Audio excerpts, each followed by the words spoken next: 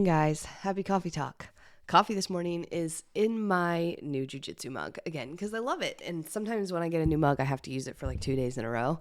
So this was a gift from my good friend, one of my besties, my training partner at jujitsu, Rachel, who got this made for me. It has all of the belt colors. In jujitsu. So anyways, I love it. And I am drinking the Beck's coffee again this morning. That was a gift, I think from Marlena. I love it. It's actually really good. Not bitter at all. Different than the Valhalla coffee that I was drinking for a week or so. This one's more mild, but it's pretty great. This would be just definitely like a more approachable coffee if somebody wanted to try it. It's Beck's and I think it's like the winter blend. So reminder, scholarship applications are open through Saturday night. So we are giving away a coaching package valued at $6,500. Like that's how much it would be if you bought all of this through Fitme. We put it together in like our basically like VIP bundle and we're giving it away to one person. And all you have to do to apply is tell me why this is your year to make change. Like why are you ready to make nutrition changes? Why do you want to create a healthy lifestyle shift? Why does it matter to you? So just tell me that and fill out the application. I'm going to put the link in the bio, link in the show notes, in the comments, all the places. Listen, it's not like there's thousands and thousands of people. This isn't like HGTV where you're going to try to win like a tiny home. Like there is a reasonable shot that you could win, so fill it out. And we are giving away some partial scholarships, which is basically the craziest package ever if you end up getting one of the partials. And so just put yourself in the running. Put yourself in there, fill it out. And again, this could be your year only because you took 2 seconds to fill out this link.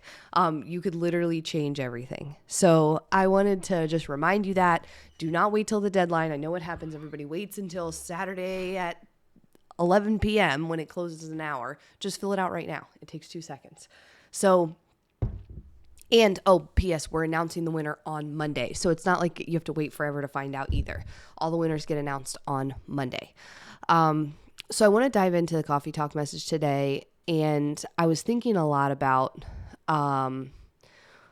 how we adopt new things, because that's what we're always talking about doing. Like, oh, I want to drink my water, but you're not drinking it now. So you kind of want to adopt a new thing, or like, oh, hey, I want to start doing, workouts, but I'm not doing it now. So you really want to adopt a new thing. You want to do a new thing. Some people want to call those habits. Some people want to change your routine, your like lifestyle, whatever it is. And I was thinking about that a lot because there's so many hacks around habits. Like James Clear's awesome. He wrote that book, Atomic Habits. I really do like it a lot.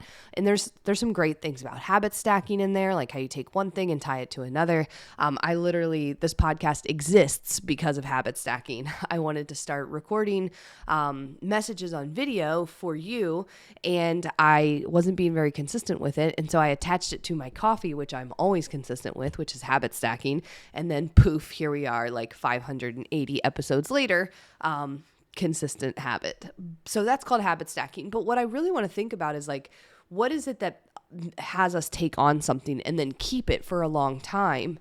It doesn't tend to be some sort of like new water bottle or, trick of a reminder, like, oh, hey, I put this little post-it here and it cued me and it reminded me to do the thing. We don't do that because let's be honest, like even when we remember to do something that's new, sometimes we still don't do it because we don't want to do it, right? You're like, ugh, I know I'm supposed to drink my water. I just don't want to, so I'm not going to do it. It doesn't matter. It's not the reminder that you needed. I mean, sometimes we need a reminder, but oftentimes we're just not wanting to do it because it's different or it's out of the way or it's inconvenient or it's not in our routine, or the reason we weren't doing it in the first place is because we really didn't like it. Maybe it's eating vegetables. Maybe it's taking the time to make breakfast. Maybe it's going to bed early. Maybe it's going to the gym, whatever it is. Like you could apply that to anything. The reminder isn't always the key to doing it. What tends to action, and this is the message, the takeaway of Coffee Talk, I'm giving it to you right in the beginning, is that it tends to be a belief that we adopt, like an actual belief around something that causes a fundamental shift. So I'm going to give you multiple examples and you're going to be like, Christy, you're 100% right. That is true. Let's say you're driving in your car. You turn on the radio. I don't listen to the radio that much anymore. I mostly listen to podcasts and audiobooks. But say you turn on the radio, and on the radio comes this, talk about bean sprouts. and bean sprouts that have salmonella in them, and a whole bunch of people got sick from bean sprouts. And you eat bean sprouts kind of normally. And so now you have this belief immediately, just from hearing that piece of information, that your bean sprouts might give you salmonella. That's pretty reasonable. You just heard it. So you go home, you throw away all your bean sprouts. And then in your mind, you've adopted this belief just from that one message that bean sprouts might have salmonella. And so that becomes your new belief. And so you stop buying bean sprouts and then you don't eat them anymore. And then 7 years later, somebody's like, I thought you used to like bean sprouts. And you're like, nah, they kind of give you salmonella. You adopted this belief, immediately made a pivot to your routine, and never looked back. Why? You didn't need some habit hack strategy. You just changed your belief system around something, and then poof, change made. We do this all the time. This is exactly how people who go low carb end up staying some weird, funky version of low carb for their whole life, and then always thinking that carbs are bad, because it wasn't the habit of removing carbs from their plate that made it stick forever. It was the belief system that carbs make you fat that made carbs go away forever from people's plates. The belief system is not correct, by the way. Carbs do not make you fat. But the reason that 4 years later, after you did keto, you're still afraid to eat carbs is because you adopted a belief system around carbs. And so then your belief system made it so that you're like, I don't order the bun, or I just get the whatever, the zucchini noodles because of this or that. And so you end up changing fundamentally what you do every day, not because you had some cool habit hacking strategy, but because your belief system's changed.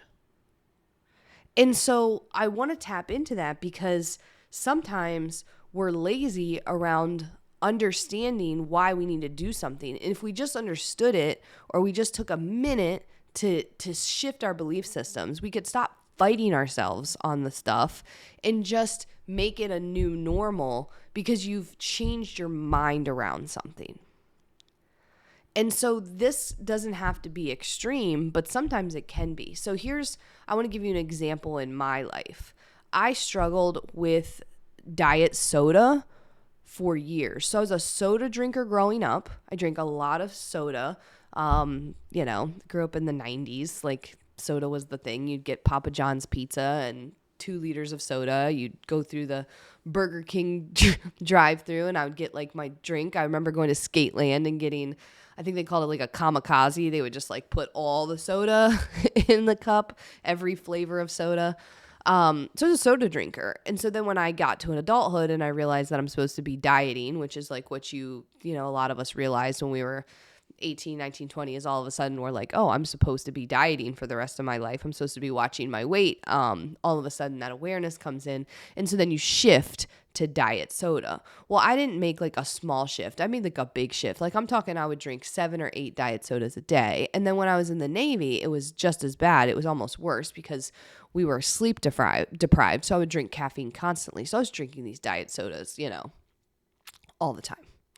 And I'm not saying diet soda is bad. I'm simply saying I was abusing diet soda, right? Me personally, I was abusing it. It was not healthy, the amount that I was drinking. Everybody says like artificial sweetener is fine, except if you go in excess. I was actually in excess. I was drinking this stuff all day long. And it was a habit. I would go to the grocery store, and there was never a day that I did not buy a Diet Coke from the little fridge cabinet by the checkout. It was constant. It was like, if I went to the gas station, I bought a Diet Coke. If I was at the grocery store, I bought a Diet Coke. If I go through the drive-thru, I would buy a Diet Coke. It was, I looked for it everywhere. I was hooked. And so breaking the habit, I tried to step down. I wanted a new habit. I didn't want to drink so much diet soda anymore. And so I tried to step back from 6 to 3 to 2 or whatever, and then I would just go back. I would try to not buy it, and then I would end up just buying it again. I would not put it in the house, but then I would buy it again at the store, because I was still just trying to moderate this habit for me. And I still had the same belief system, which is that I could have it, but that I just needed to have it less. That was my belief system around it. So I was trying all these things to try to moderate it, and it did not work. And so one day I thought about it and I said, this isn't serving me, right? Like I'm wasting a ton of money. My bones actually hurt from drinking the diet soda. I mean, I had bone pain and I just had this feeling like, I'm like, it's because of the amount of artificial sweetener I'm drinking. I'm sure of it. And one day I just decided I am going to stop drinking diet soda. It was a belief system shift. It was like, this is no longer serving me. I don't want it in my life. And I shifted my belief around diet soda, that one, that I needed it or that I had to have it, to two, that it was not helping me in my life. It was making me feel bad and I was wasting a ton of money on it. And I let it go. That belief system shift has turned into 9 years later, I have never bought a diet soda ever again. Now, I get it. I'm not saying like everybody has to be an abstainer, and to maybe that feels all or nothing to you. But the point is that I was trying to change the habit forever. It wasn't working. I had to change my belief system. And when I changed my belief system around it, then all of a sudden it was instantly much more doable. Did I have some withdrawals? Yeah, for a couple weeks, but then I let it go and I've never looked back. I've literally never bought a diet soda ever again. It's been 9 years. Why is that such a powerful shift? Because it wasn't based off of a habit hack strategy. It was based off of a belief system shift. This happens with each of the things in the healthy lifestyle category. It's like if you try to habit stack your workouts, like it might work for a little while, but what you actually have to do is shift your belief system that your body physically needs exercise, both to build muscle and to be healthy and have energy and strong. When you adopt the belief system that you're no longer punishing yourself with your workouts, you are challenging your body, you're taking care of your body. It's essential for your physical and mental health. That belief system shift all of a sudden makes it so that when you go on travel and you're in a hotel, you're like, you know what, I'm going to run down to the hotel gym and just get a little 20-minute thing in. Why? Not because you're burning off calories, not because somebody told you, not because you habit stacked it, but because your belief system shifted and you realize that your body is better off when you do physical exercise. So you're going to go ahead and do it and find a way to make it work, even if it's 15 minutes in the hotel gym, because your belief system shifted around it. It's the most powerful thing that you can do to create a healthy lifestyle is start adopting a new belief system around the things that you want to change. And so start talking to people who are doing things differently than you. Instead of asking them like, how do you eat like that all the time? Start to ask them like, why do you eat like that all the time? Not how, why? Why do you do that? Start to understand their belief system around it. Like it's not an accident. Why aren't you buying that? How do you get to the gym every day? Like, that's a thing, but then why do you go to the gym every day? Oh, that's something different. So when somebody gives you that belief system, especially if it's one that all of a sudden resonates with you, you can adopt it and change instantly, just like the bean sprouts. Like, don't downplay your ability to actually shift your habits. You don't need 75 days to shift your habits. You can do it immediately if you choose to and if your belief system shifts. And so start challenging the belief systems that you have in place right now. One, maybe skipping breakfast doesn't hurt you. That's a belief system. What if I told you it did? See, here's the funny thing. This happens all the time in a shitty way. Imagine I did a webinar. Christy Campbell's doing a webinar. I'm just making this up. This is not real. Disclaimer, not real, okay? So imagine I do a webinar and I say like banana plus cucumber plus vanilla extract in a smoothie is the one thing that you need in order to burn fat. Banana, cucumber, vanilla extract. If you put this in your smoothie, it's going to be the fat burner that you've always needed. And so you attend my webinar on this, right? And you're like, Christy's kind of crazy and awesome, but like, yeah, I guess so. Like, she's telling me this. And so you adopt the belief system that bananas, cucumber, and vanilla extract are good for you. I just told you they are. And now, forever, you sort of believe that.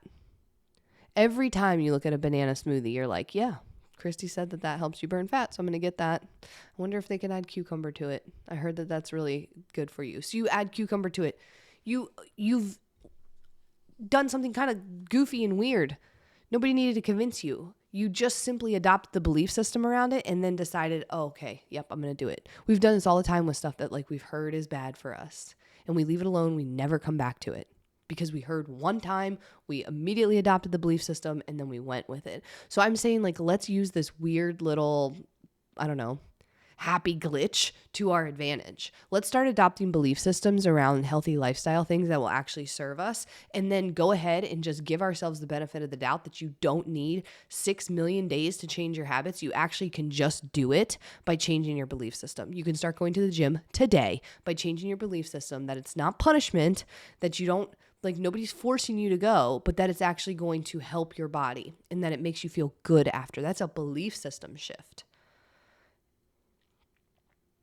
Or that certain foods aren't serving you anymore. Just like the diet soda. It wasn't serving me. It was a belief system shift that I was like, this is not good for me. I'm letting it go. The end. I didn't need a whole situation.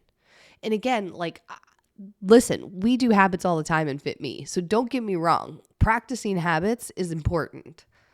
Creating routines and schedules is important, but I also want to bring this up because I know you know what I'm talking about. We can shift instantly sometimes when that shift is rooted in a belief system shift. And so maybe just look for those and make some of those other things easier. So let me know your thoughts on this episode. I think this was kind of like an interesting one, but I mean, I know that this is true for us in different categories, so why can't we leverage it to actually help us? Let me know if this episode was helpful. Shoot me a message on Instagram, screen capture this and tag me. Tell me your thoughts.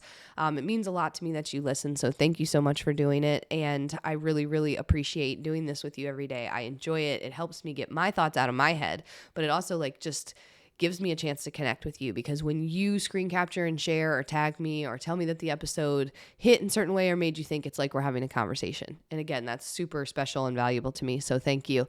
Don't forget to apply for the scholarship. I'm putting the link in all the places. Applications close Saturday at midnight. Put yourself in the running, please. And if you haven't done so, subscribe to Fitme Coffee Talk on your favorite podcast platform. And if you're not a part of our Facebook group yet, you know where to find us. Go to Facebook, search Fitme Community, request to join the group. We are going to be doing free programs, games, and challenges in the Fitme Community Facebook group all year long. So we're doing the reset right now. You can jump in, participate in the January reset for the last couple of weeks in January. Next month, we've got something super fun coming around nutrition, like specifically around helping you with your nutrition. So you're going to want to be a part of that free game too. And I look forward to seeing you there. Take care. Bye.